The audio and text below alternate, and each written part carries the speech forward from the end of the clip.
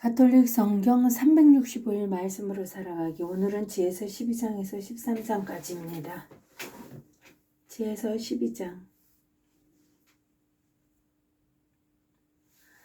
당신 불멸에 영이 만물 안에 들어있기 때문입니다. 그러므로 주님, 당신께서는 탈선하는 자들을 조금씩 꾸짖으시고 그들이 무엇으로 죄를 지었는지 상기시키며 훈계하시어 그들이 악에서 벗어나 당신을 믿게 하십니다.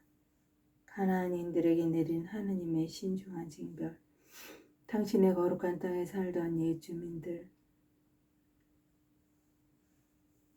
당신께서는 그들의 가증스러운 관습 때문에 마술과 불경한 제사 때문에 그들을 미워하셨습니다. 아이들을 잔인하게 학살하고 음복한다며 사람의 살과 피에다가 내단까지 먹었기 때문입니다. 이처럼 광란의 의식이 한창 벌어진 때에 그 참가자들을 힘없는 생명들을 살해한 그 부모들을 당신께서는 저희 조상들을 통하여 멸망시키시어 모든 땅 가운데에서 당신께 가장 값진 이 땅이 하느님의 자녀들인 훌륭한 이주민을 갖게 하셨습니다. 그러나 저들도 인간이기에 당신께서는 소중히 여기시고 당신 군대의 선봉으로 말벌들을 보내시어 저들을 조금씩 멸망시키게 하셨습니다.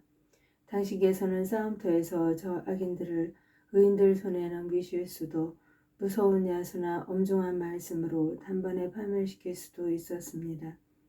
그러나 당신께서는 조금씩 심판하시어 저들에게 회개할 기회를 주셨습니다. 물론 당신께서는 저들이 근본부터 악하고 악을 타고났으며 그들의 사고방식이 영원히 바뀌지 않는다는 것을 모르지 않으셨습니다. 사실 저들은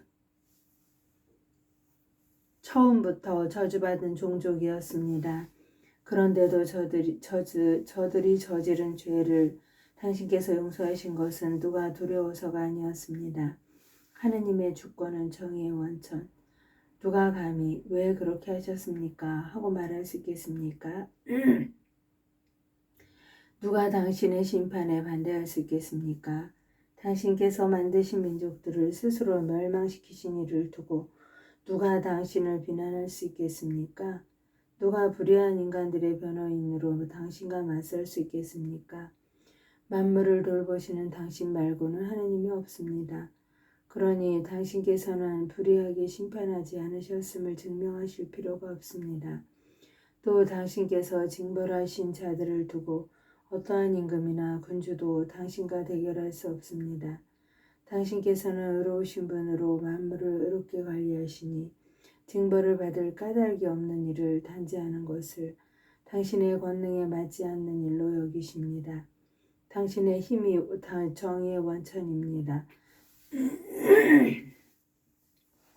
당신께서는 만물을 다스리는 주권을 지니고 계시므로 만물을 소중히 여기십니다.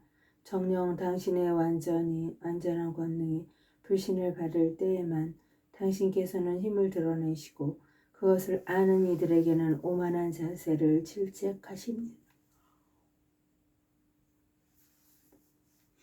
당신께서는 힘의 주인이심으로 너그럽게 심판하시고 저희를 아주 관대하게 통솔하십니다. 당신께서는 무엇이든지 원하시는 때에 하실 능력이 있으십니다. 관대함의 교훈. 당신께서는 이렇게 하시어 의인은 인자해야 함을 당신 백성에게 가르치시고 지은 죄에 대하여 회개할 기회를 주신다는 희망을 당신의 자녀들에게 안겨주셨습니다.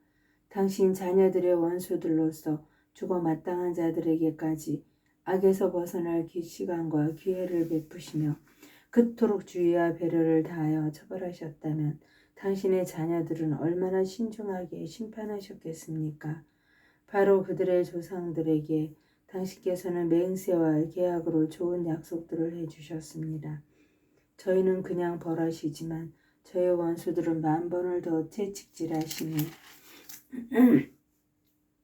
저희가 남을 심판할 때에는 당신의 선하심을 잘 생각하고 심판을 받을 때에는 자비를 기대하라는 것입니다.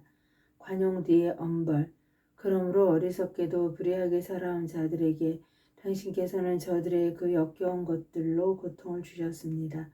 저들은 잘못된 길로 더욱더 건나가 짐승 가운데에서도 가장 추하고 천한 것들을 신으로 받아들였습니다. 어리석은 아이들처럼 속아 넘어간 것입니다.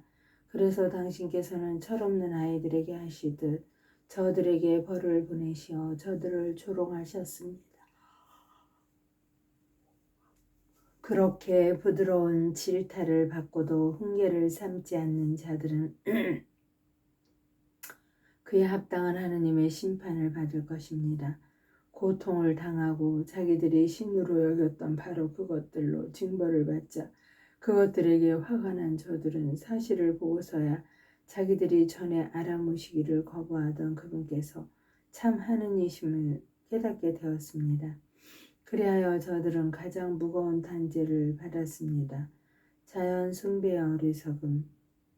지혜서 13장. 하느님에 대한 무지가 그 안에 들어찬 사람들은 본디 모두 아둔하여 눈에 보이는 좋은 것들을 보면서도 존재하시는 분을 보지 못하고 작품에 주의를 기울이면서도 그것을 만든 장인을 알아보지 못하였다. 오히려 불이나 바람이나 빠른 공기, 별들의 물이나 거친 불, 하늘의 빗물체들을 세상을 통치하는 신들로 여겼다. 그 아름다움을 보는 기쁨에서 그것들을 신으로 생각하였다면 그 주님께서는 얼마나 훌륭하신지 그들은 알아야 한다. 아름다움을 만드신 분께서 그것들을 창조하셨기 때문이다. 또 그것들의 힘과 작용에 감탄하였다면 바로 그것들을 보고 그것들을 만드신 분께서 얼마나 힘이 세신지 알아야 한다. 피조물의 웅대함과 아름다움으로 미루어 보아 그 창조자를 알 수 있다. 그렇다고 해서 그들을 크게 탓할 수는 없다. 그들은 하느님을 찾고 또 찾아낼 수 있기를 바랐지만 그러는 가운데 빗나갔을지도 모른다. 그들은 그분의 업적을 줄곧 주의 깊게 탐구하다가 눈에 보이는 것들이 하도 아름다워 그 겉모양의 정신을 빼앗기고 마는 것이다. 그러나 그들이라고 용서받을 수는 없다. 세상을 연구할 수 있을 만큼 많은 것을 아는 힘이 있으면서 그들은 어찌하여 그것들의 주님을 더 일찍 찾아내지 못하였는가? 우상 숭배의 어리석음, 생명 없는 것들에 희망을 거는 자들도 불쌍하다. 그들은 사람 손으로 만들어진 것들, 솜씨좋게 다듬어진 금과 은, 동물들의 상, 또 옛적 어떤 손이 다듬어 놓았다는 쓸모없는 돌을 신이라고 부른다. 목수를 보라. 그는 일하기 쉬운 나무를 톱으로 펴서 능숙하게 껍질을 다 벗겨내고 능란하게 솜씨를 부려 살림에 쓸모있는 기물을 만들어낸다. 일하다가 남은 나무 조각들은 음식을 만드는 데 쓴다. 그리고 배불리 먹는다.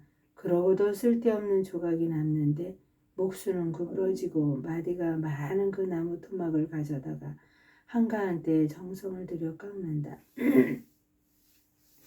여가의 일거리로 그것을 손질하여 사람 모양으로 만들거나 볼품없는 짐승과 비슷한 것으로 만들어 황토색을 입히고 그 위에다가 다시 붉은색을 칠하여 거기에 있는 흠을 말끔히 없앤다. 그 다음 그것에 맞는 집을 만들어 벽 속에 넣고 새로 고정시킨다. 목수는 그것이 떨어지지 않게 마음을 쓴다. 그 물건이 자신을 돌보지 못하기 때문이다. 그것은 정녕 목상에 불과한 것으로 남이 도와주어야 한다. 그런데도 재산이나 혼인이나 자녀들을 위하여 기도할 때 생명 없는 그것에 대고 말하는 것을 부끄러워하지 않는다. 그렇게 무력한 것에 대고 건강을 위하여 간청하고 죽은 것에 대고 생명을 위하여 청원한다. 무능하기 짝이 없는 것에 대해 도움을 탄원하고 한 발짝도 움직이지 못하는 것에 대고 여행을 위하여 또 생계와 일과 생업의 성공을 위하여 손에 능력이라고는 전혀 없는 것에 대고 힘이 되어 주기를 빈다. 하느님의 영광으로 성모님과 함께 감사드리며 봉헌하나이다.